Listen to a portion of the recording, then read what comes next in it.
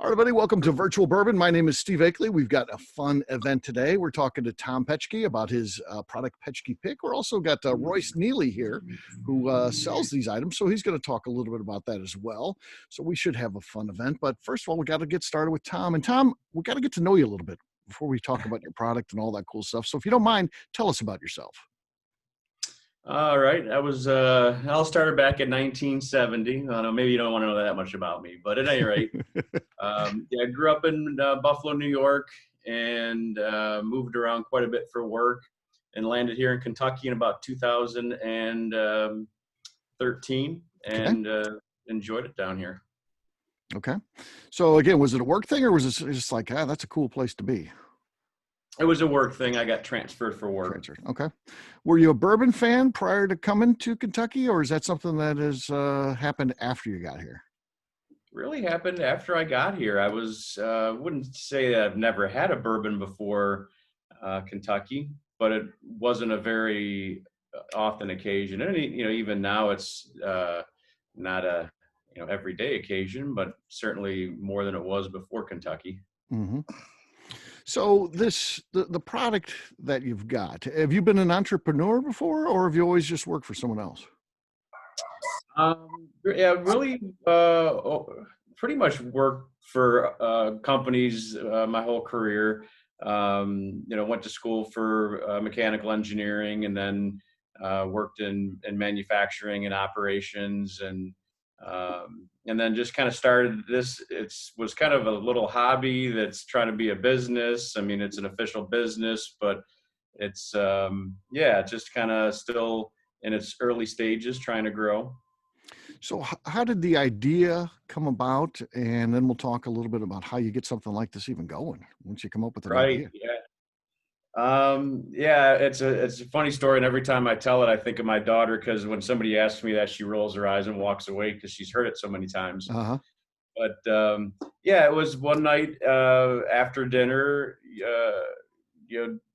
drinking a bourbon and stirring it with my toothpick and saying, "Boy, this toothpick really tastes good dipped in bourbon." And then it was like, well, they wonder if you could make a toothpick that tastes like bourbon. And then it kind of turned into, well, they make bourbon in wooden barrels. I wonder if you could make a toothpick out of the wood of the barrel.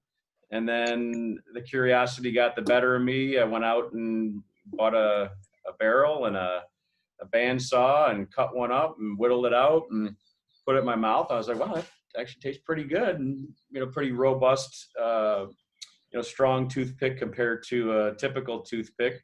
And then I said, well, if I enjoy it, I bet other people would too. And then the thought process was, well, if I'm going to sell a toothpick at a premium, it really needs to be in an attractive package. And so behind me here is the shot glass. It's literally a shot glass. So I'm running around at Walmart, Michael's Crafts one night trying to come up with a way to package these things up. And at the crafts store, bought some cork. At Walmart, bought a thing of shot glasses, and then kind of put it all together. And then, of course, the wax adds kind of a neat touch. And then the top needed a little dressing, so we went ahead and stamped the logo into the top, and it just kind of continues to evolve. Mm-hmm.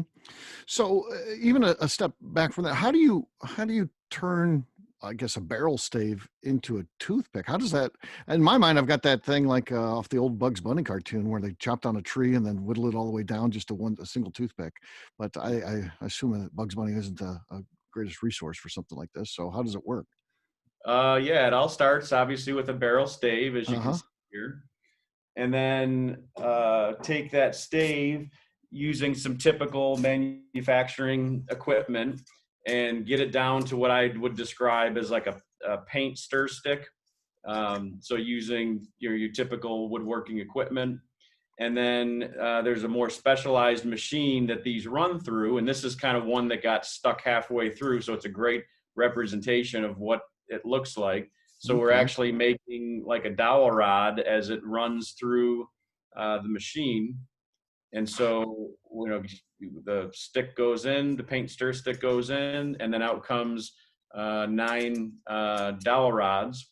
And then I cut those to length on a fixture, and then I sharpen them on another fixture, and then hand package them. So every bourbon barrel toothpick, Petschke Pick, is hand sharpened, one at a time. I've got mine here. I've known you for a long time through Bourbon Zeppelin. I can't remember when that was that you appeared in Bourbon Zeppelin the first time, but you had reached out, and so I've enjoyed your product for years. And it is a very different toothpick than anything that you would ever buy at the store. Very sturdy. I mean, you usually want to keep a shot glass around because you can put it in your mouth and have it in your mouth all night, and it's durable. Another store-bought toothpick turns to mush and you throw it away. This one you can actually save and use more than once. That's right. Yeah, that's why I always have a pocket T-shirt on, and because your jaw gets tired, and you put it up. But the slogan I also came up with was, you can't always have a bourbon, but you can always have a bourbon barrel toothpick. So you can get that little bit of taste and the aroma, which is really usually the deal breaker when I'm selling them at the Bourbon Festival. Give a shout out to the Bourbon Festival here in Kentucky. They, I'll show people and we'll talk about it, and then I'll take the cap off and I'll say, here, give it a sniff. And they'll take a sniff and they're like, oh my gosh, that tastes just like walking into the aging room of the distillery. I'll take one. Yeah, absolutely. So yeah, you do get that. And do you add anything to that? So after these are made, do you soak them in bourbon, or does that just come naturally from the barrel? There is a little bit of a wash process prior to packaging. So right before it gets packaged, there is a wash process. Yep. Do you is that right that you literally have to sharpen every one of these by hand? Every one that goes out? Right. Now, at some point, I hope to more automate that and faster. But when I was talking to Christy, and she got the picture, and kind of funny how that worked. But I'm also a volunteer firefighter, and so one of the guys in the fire department was looking for some extra work. So I set him up with the bench, the tools, fixtures, and all to sharpen. So he'll do those in his off hours, and we've got a couple other people sprinkled about, including my 19-year-old son who likes gas money. Mm-hmm. So, and Royce Neeley, you know Royce just from going into his distillery, selling your product. Is that how you guys initially met? Yeah, in fact, I was in there yesterday. Got some of the fine bourbon, and if you're in need of anything disinfectant, got that too. So yeah, appreciate that. But yeah, I mean, Royce was great. I walked in, and here I am, a toothpick salesman, going door to door, selling toothpicks, and I came in with a case of product, and he says, wow, that looks really neat. Don't really want to buy any, but right now, but if you want to leave some here, and if they sell, great. If they don't, come back and pick them up. And I was like, hey, I got a shot. Let's do it. You got a shot, right? Yeah. So they apparently sold okay, and his mom, Michelle, replenishes the orders. And like I said, I was there yesterday, and they're sitting proud there next to the cash register. So sure do appreciate it. So Royce, tell us a little bit about when Tom comes in that first time, and how you guys decide to sell a toothpick in the gift shop there. Yeah, so I'm always looking for obviously cool things to add to the gift shop. A lot of times we like to get stuff that has our logo or something on it, but when Tom come in, I just never heard of a bourbon barrel toothpick before. Like Tom said, he's selling, it's not a normal toothpick price. It's a premium toothpick price. And I didn't know, if they were going to sell or not at the time. We had just launched the distillery. Tom, you're probably the first guy I had come in that we launched with a product, something outside of like our logo on it, right? Type of deal. And I was like, yeah, we'll give it a shot. I don't, on consignment, and see how it goes from there. And he was like, yeah, sure. Let's do the first one on that. And if they sell, great. And you can reorder more after that. So I don't know, what other sales or, things go at other places, but I feel like we sell a pretty fair amount of them throughout the year. So a lot of people buy them coming down the Bourbon Trail, which is a cool thing, really. And his shot glass, I think, really helps also. You get a really cool shot glass. It looks neat. We do really well with them at Christmas as well because they're great stocking stuffers. Yep. But it's just a really cool thing that you really don't find anywhere else, and they taste great as well. Yeah.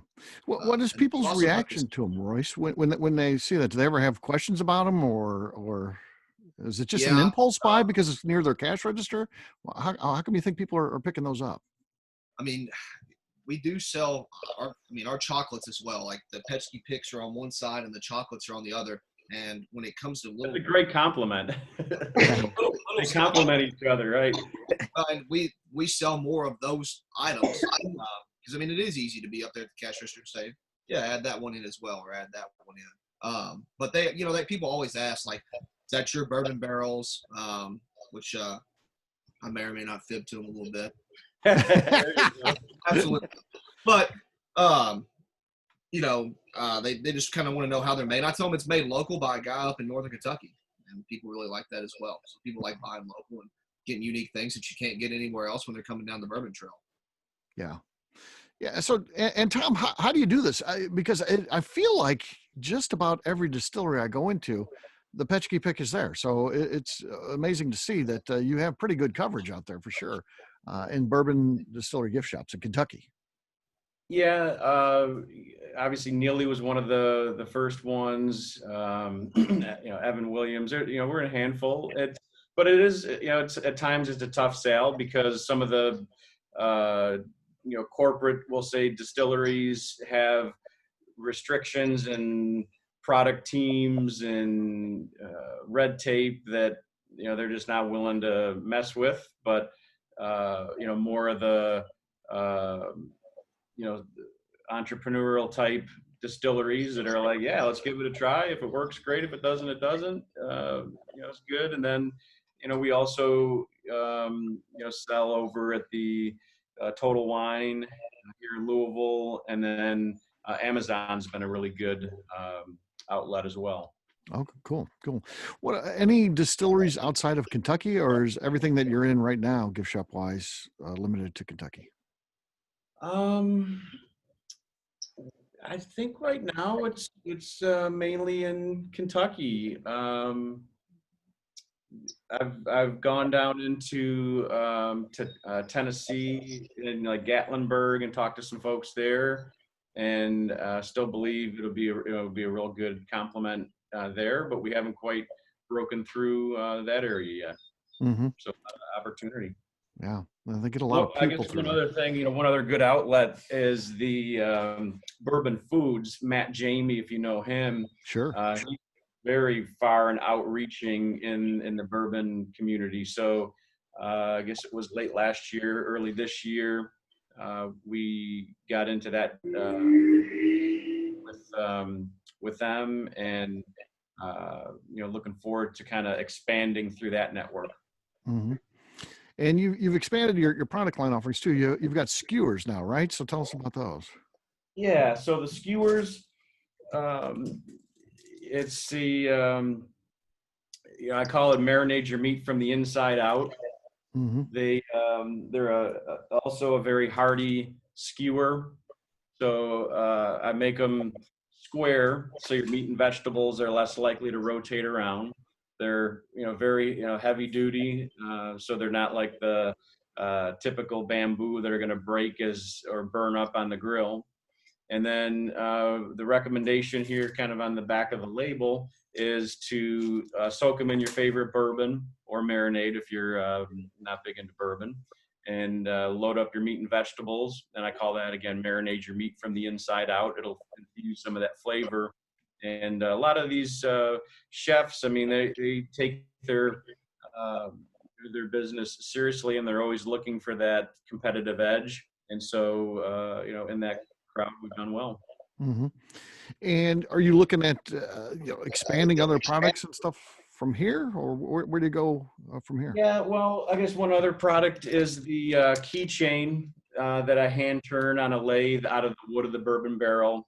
The top comes off, and then you can put your Petschke Pick bourbon barrel toothpicks inside and carry them around. Or, you know, when I'm selling these at the bourbon festival, I get all kinds of suggestions of what people might put inside this little carrying case on their keychain. But it comes with 5 bourbon barrel toothpicks, and that's what we recommend. But yeah, whatever works for that is fine. And then we make a smaller skewer / stir stick. People like to use these to for their in the morning. Your tomato juice and vodka and Bloody Mary. Bloody Marys, yeah. So you'd put your garnishes on there and drop them in, and then a hamburger and a chicken wing and all that stuff they put in there these days. Right. And we also sell the bourbon barrel Petschke Pick T-shirts, of course, with the pocket. And then I got to give a shout out to my buddy Chris Załastowski, who's on the line right now as well with us. But he came up with this slogan, "Chew your bourbon." So kind of literally chewing your bourbon, chewing the toothpick. So my buddy Chris since we were in kindergarten. So that's been a long time. Yeah, that's cool. I have a question for you, Tom, if you don't mind. Yeah. My question is there a better part of the barrel that makes a better toothpick? Yeah, it's funny because I usually put that, kind of hand in hand with the question of how many toothpicks do you get out of a bourbon barrel or out of a stave? And I say I only get 1 per stave because I turn it right down to the best part and then make it out. Of course, I'm embellishing and kidding a bit, but I think that there is. I don't know where that is, but if you've enjoyed enough Petschke Pick toothpicks, you'll notice that some of them come out, that are super hard and very hardwood, and then others are a little bit softer and maybe more brittle. And so I'm going to attribute that to some point perhaps in the barrel, or maybe it's some point perhaps in the tree itself. So I'm not exactly sure, but I don't necessarily seek out any specific part of the barrel. I just try to process it down into the steps I described with as little what we might call offal or scrap as possible. Mm-hmm. But when you think about the fact that that this toothpick that was probably came from a tree that more than likely was planted or started to grow perhaps 100 years ago, and in some forest, and then what would it be? Royce, you probably tell me, what 4 to 8, maybe in some cases 20 years of aging, bourbon in a barrel. So, you figure maybe 10, 15 plus years ago, that tree was harvested to make into a barrel and sat there in that aging room for however many years, and then came to our shop and manufactured down into a toothpick or skewer. But you think of all the events in the world that have happened from the time that this piece of wood started its journey as a little sapling to now that it's sitting there in your mouth for your enjoyment, and kind of in recycling. Mm-hmm. So do you, and without, you don't have to share anything. We're not asking you to give us any secrets or anything like that, but do you have other things in the works? Do you continue to experiment and come up with different ideas and things like that for future potential new products? Yeah. And it's kind of funny how things evolve, right? So the samples that we're going to be sending out to all the participants today kind of was born out of, hey, we want to put together kind of an attractive looking sample. And it's, funny how different, things evolve. But literally I had gotten these little glass jars as a missed shipment. And then I had them sitting there in my shop. And after I was like, I got to, make an attractive sample for the crew to send out after today's event. And I kind of put one together and shared it with my wife. And she's like, wow, that looks really neat. I like the brown because it complements with your logo and all that. And then I sent one to my mom, who's also on here too. And, of course, got good feedback from mom. She might be a little partial. So, but the point I'm trying to make is I'm going to send it out, and it has my other business logo on there, which is Industrial Turnkey Solutions. So believe it or not, I don't support my wife and 2 kids on Petschke Pick alone. It's, again, still kind of a hobby business, but something I really enjoy doing. And I enjoy the fact that other people can, make some money and have enjoyment out of it as well. But Industrial Turnkey Solutions, just as a side note, we are kind of an industrial contractor, do anything from equipment moving to, starting manufacturing plants to consulting, engineering type consulting. But again, my point being is companies like to use these as promotional gifts. So, just last week was working with, my Industrial Turnkey Solutions job and working with one of my suppliers. And I gave him one of these samples. And he's like, wow, that is awesome. I'm always looking for that unique gifty idea to give somebody that has my logo. He says, I usually give out like beef jerky and that kind of thing. But yeah, let me order up 100 of those and I'll give them out to some of my clients. And so, and Royce, we can talk offline, but we can, do the regular package with your logo on it, and we can help promote your business, and so people get the little keepsake from your distillery with your name on it. And I think that would work real well also. Yeah. And then there's we've also done with the shot glasses. Local guy here does some laser etching. So for groom's gifts and things like that, we've customized them for the wedding and the date and whatnot.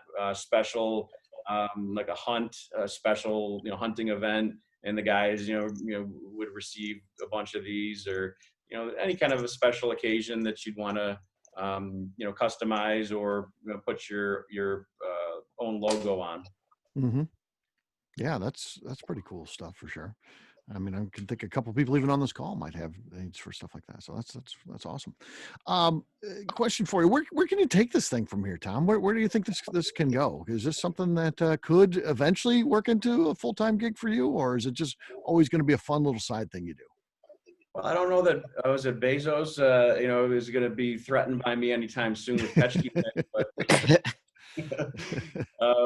I think if we can get more with the with the kind of the co-marketing where people buy it as gifts and use it to promote their own business, and then there's a part of me too that thinks, okay, is it going to be Tom the Toothpick King? So do I with kind of the shift from made in China and made overseas to more of a made in America, perhaps we get into the conventional toothpicks and start manufacturing those made here in America. Mm-hmm. Believe it or not, I've done research on toothpicks and the manufacturing of them, and started all up in New Hampshire, and of course years ago we just kind of all got outsourced, but there's a part of me that thinks the made in America may help in getting more into the conventional toothpick as well, but I don't know, we'll see. Mm-hmm. I'm always open to new ideas, so if anybody has any other ideas of how to grow the business or promote it, Tom, I know you and I have talked a lot about your skewers, and I see so much opportunity there. And kind of going back to what you were saying before about marinating your meat from the inside, it'd be great to see almost like a little partnership between you and some of the distilleries that are selling your product. Some recommendations like Neeley family with your steak. Mm-hmm. Yeah, and to chime in real quick, considering that Corky started his first like entrepreneurship by making toothpicks soaked in cinnamon oil, I think that'd be really cool to see in our distillery. Actually, yeah, like somebody else be like, hey, I got my start from selling toothpicks, for God's sakes. Right. I think there was a lot of us back then. I was the Oakville South Telegraph distributor of cinnamon soaked toothpicks in like the 4th grade. Probably Rick Brenner. I don't know. Was that a thing when you were a kid? There was a thing. I mean, people would sell these at elementary school back in the day. When I was in middle school, I got in trouble for with cinnamon oil soaked toothpicks. Yeah. Yeah. I hear that a lot. A lot of people come up to me and tell me about the fact that, oh man, this reminds me when I was a kid, I'd make the cinnamon soaked toothpicks and sell them to other kids. And then the pharmacist would quit selling me the oil, It's like, yeah.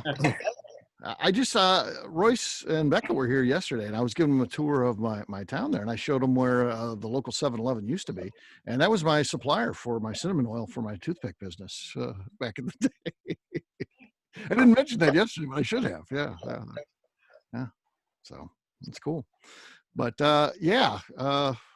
you guys don't carry those, John, so you should. I know you do have some toothpicks in your distillery, but they're not Petschke. You need to get Petschke in there, man. Yeah, no, it'd be awesome. We have toothpicks, but they're not flavored or anything. Corky just sells them because of that was kind of like his first startup. So I think it'd be really cool to actually put that in our gift shop, actually. Yeah. So Tom, there you go. Talk to John Waddell, who's there. He's at Kentucky. Yeah, I'll link you up with Peyton. She runs our retail. I think we'd be more than happy to put some of those in our retail. Cool. And which distillery is that? Kentucky Peerless. Okay. Right there in Louisville. So yeah, check them out. I know Justine, we need to talk to him too about maybe a customized thing for the ABV. So you said you could do customized for the ABV network. We could maybe do something like that. Justine runs our shop, so she's on here. She's not on camera right now, but That'd be cool. Yeah. So Justine does that. Yeah, what a lot of people like about this from a gift standpoint, they're traveling, like Royce said, they're on the bourbon trail, and they want to bring back a gift, but they might have to travel on an airplane, or they don't want to risk the chance of breaking this fine bottle of Neeley Neeley bourbon. So they settle on some toothpicks, but they won't break, and they travel well, and of course, who wouldn't enjoy them? Yeah, you want to get something unique. I think that's the cool thing about it. You want to get something that's unique to what you're doing. So that could be cool. Any other questions for Tom about what he's got going on and his business and being an entrepreneur, living in Kentucky? Tom, you said you do these by hand. How long does it take to make a single pick? That's a good question, in that there's several steps along the way.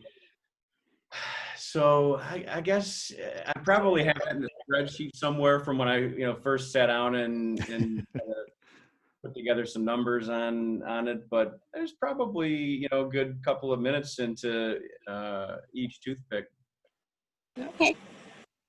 That's shorter than I expected. I'm like, are you spending like a half hour on a toothpick? No, not quite a half hour. I mean, the longest part of it is the sharpening. Everything else kind of happens in groups. So, but once you get to the sharpening, it's one at a time. And then even the packaging takes a little bit of time, because believe it or not, I sit there and count everyone out. It's not like some people think of this big black box of a machine, and out come kind of like the other side of that old Laverne and Shirley, or I Love Lucy, I guess it was, when they were at the candy factory. Out comes the product on a conveyor belt. That's not quite that way. It's a lot of manual labor. Yeah, Rebecca used the skewers the other day to make some shish kebabs, which were really good. John, you had them. You were down here when we ate those. All right, John. How'd they taste? I will attest as well. Let me tell you about Miss Becca Sue's kebabs. They are by far some of the best food I've ever had. And I wasn't even like mid-tipsy at that point. That was just good damn food. Thank you. What I was going to say is I will attest to how strong they are. So Rebecca stabbed me with one after we got done. And I break, and it broke my skin. So I was going to say, if they're very well short. That you're trying to kill, they work well for that too. Yeah. Now, if you got a looter that's showing up, you can give them a good non-lethal stab. Becca's pretty aggressive that night, so I think you were getting stabbed either way. True. True. It's become the story of my life, John. Yeah. I'm getting stabbed I just either got to way. hang out with him for 2 days. You'd always hear Royce, "Oh, my ribs," or she'd always be doing something to him. Oh, my arm. So yeah. I'm gonna start UFC fighting soon because I'm gonna be able to I'm gonna have the best chin and be able to take the best body shots around. So the mechanical engineer has to love you this because I know you guys are just into these type of things. We were at a distillery yesterday, Royce Beck and I, owned by a mechanical engineer, and he's building a water treatment facility beside his distillery just because he wants to. He wants to turn some clean water out of his refuse. So it's pretty wild, right, Royce? Adam Stump is literally building his own water treatment facility. Yep, he sure is. Pretty kind of cool too. I'd heard Pat Heist talk about that. Him and Shane Baker were building something along the lines of that. Of course, they weren't building it; they were, having it built. Right. Stump's building it himself. But Yeah. it's the same. So it's a clean steam system. So you take which is actually really awesome when it comes to helping the environment. But you take your spit. You have a liquid solid separator. So your mash comes out wet off the still, right? Your spit stillage. You separate the liquid out from the solids. The solids go to the farmers for the cattle and the livestock. And then all of the liquid gets recirculated through this cleaning system, strips all that stuff out. And then the water itself comes out so clean, it's actually as pure as RO. And then you can reuse that in the boiler to make steam with. So used over and over again. So It's it unbelievable. saves money, but it's really good for the environment. It's pretty awesome, really. Yeah.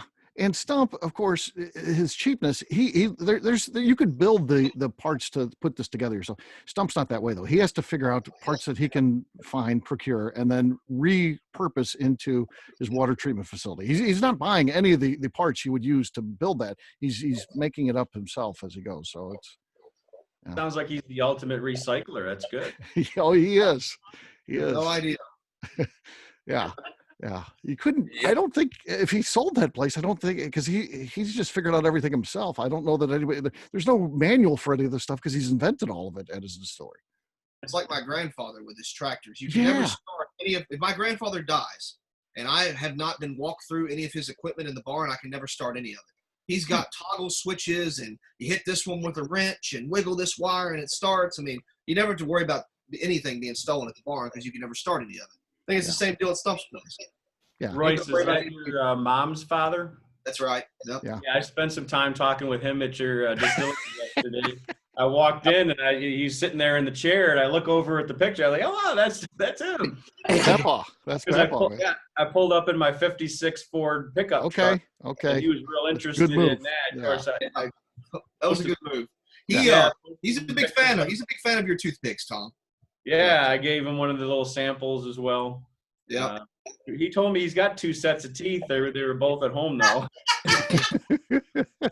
Yep, that's him. Yeah, he's a true character for sure. Yeah. What else does it? Yeah, he was telling me all about all of his different tractors and equipment and Oh yeah.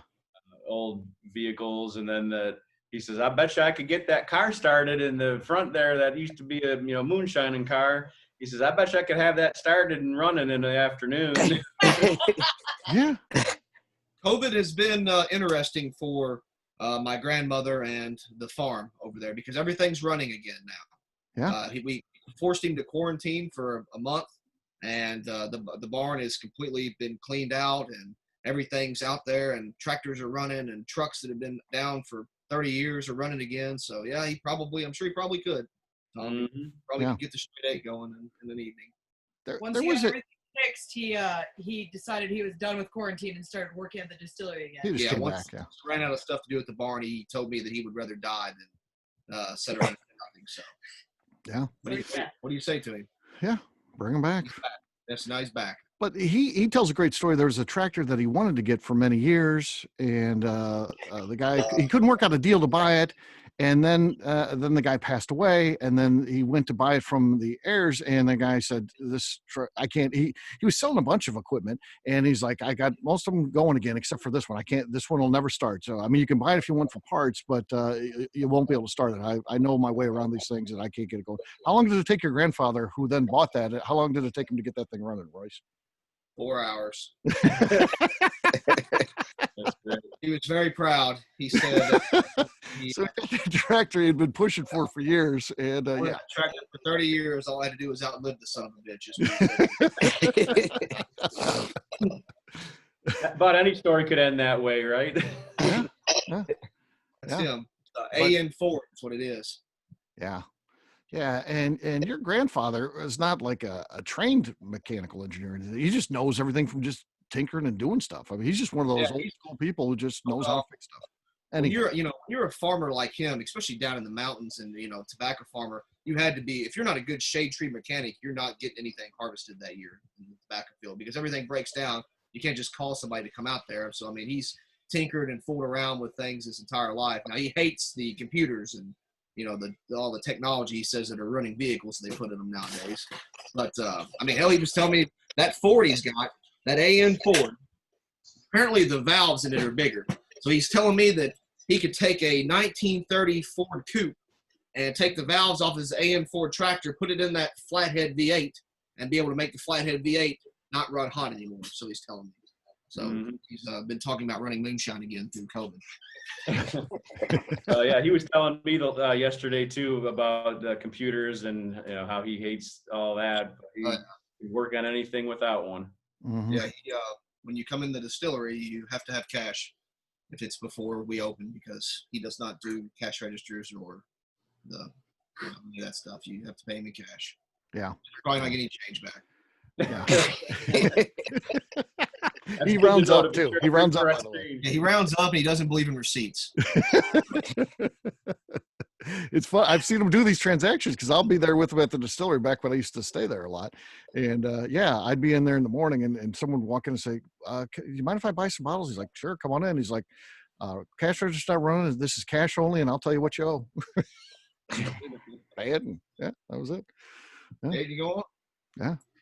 So it was good. So he'd like in his mind, he'd say it was like $30. He'd be like $34.67. Let's just say $35. It's just people. Yeah, it's cool. It's fun to watch him because he's a character. He loves that stuff. He loves making money. He loves showing when Royce shows up and there's a pile of money there that he sold stuff. So that's right. That's the stuff. That's why he likes your toothpicks, Tom. He just likes making money. Yeah. Yeah. His favorite thing is how much is in the cash register at the beginning of the day and then at the end of the day. Yeah. Yeah. And it's so funny because he doesn't care about any of that in that he doesn't take a salary from you or anything like that. He works hard, works with 10, 12-hour days and refuses to take any money from you, but he's infatuated with how much, money you're making. Where are we at on the register right now? And I try to pay him, right? So he mows all my rental property, everything. He mows everything for me. And I tried to pay him 2 years ago, and he told me when I started paying him is when he quit mowing for me. I bought him a new mower. Is he looking for more work? He could take the new mower, but yeah. That's it. All right. Anything else for Tom? All right. Well, I will be sending right as this event ends. I'm going to send over everybody's address to Tom. I thank you guys for joining us today, learn a little bit about Petschke Pick and all the things that he's got going on. Pretty exciting little company. Kind of fun to see an entrepreneur at work and an idea and being this level of success and hopefully even bigger things in the future. So, Tom, thanks for joining us, man. Thanks for having me. It was great. And thanks for your support, Royce, and everybody else. I appreciate it. All right, guys. Yeah. Thanks a lot. Have a great rest of the weekend and stay safe out there.